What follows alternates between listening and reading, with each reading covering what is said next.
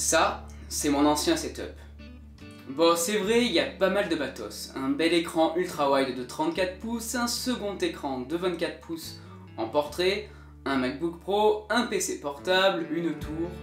Tout ça sur un bureau, ça devient vite le bordel.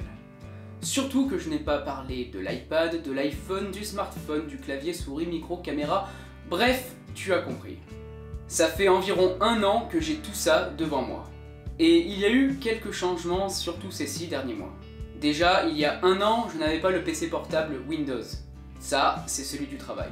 Je n'avais pas non plus la caméra pour les streams ou les vidéos d'ailleurs.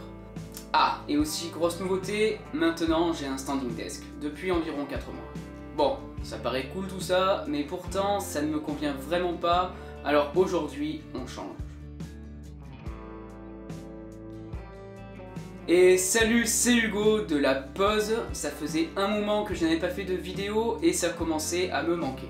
En plus, j'avais envie de faire une vidéo setup depuis un petit moment, parce que je trouve ces vidéos toujours très intéressantes, et ça peut aussi donner de l'inspiration à certains.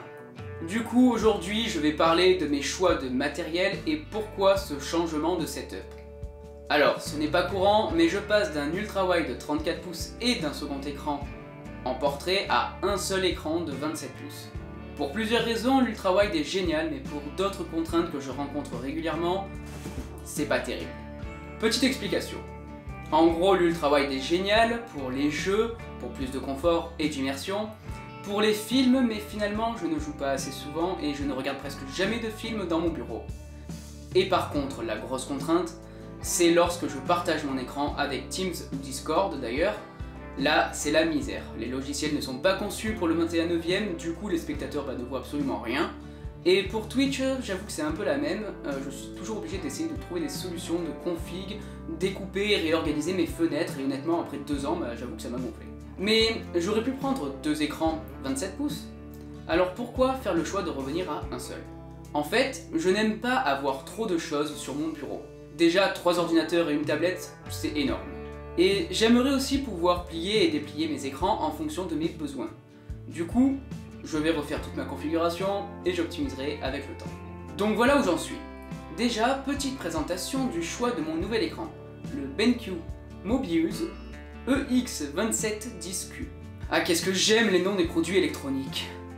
Déjà, j'ai choisi cet écran pour son prix. Au Black Friday, il ne m'a coûté que 330 €, mais aussi pour sa dalle de 27 pouces, IPS, 1440p, 165 Hz, 1 ms.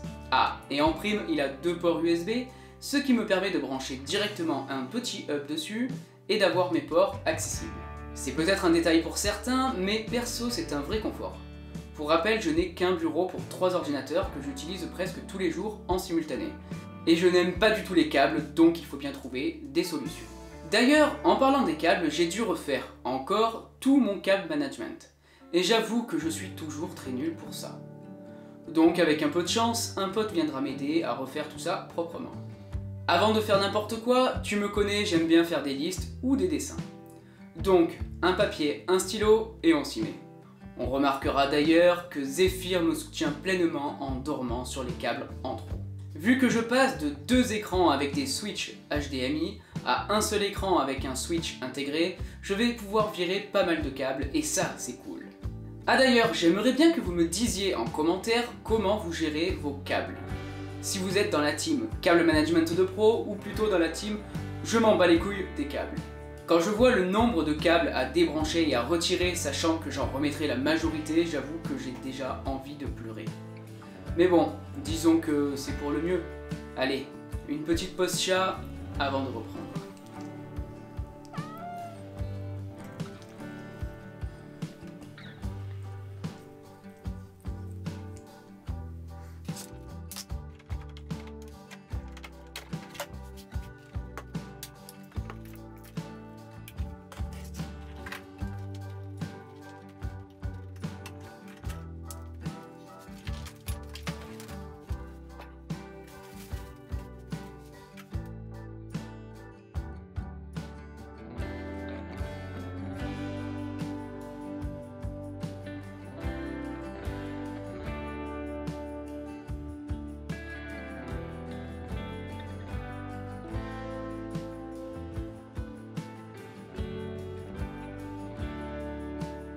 Et en attendant, n'oubliez pas le petit commentaire et le petit like qui font toujours plaisir, et à la prochaine.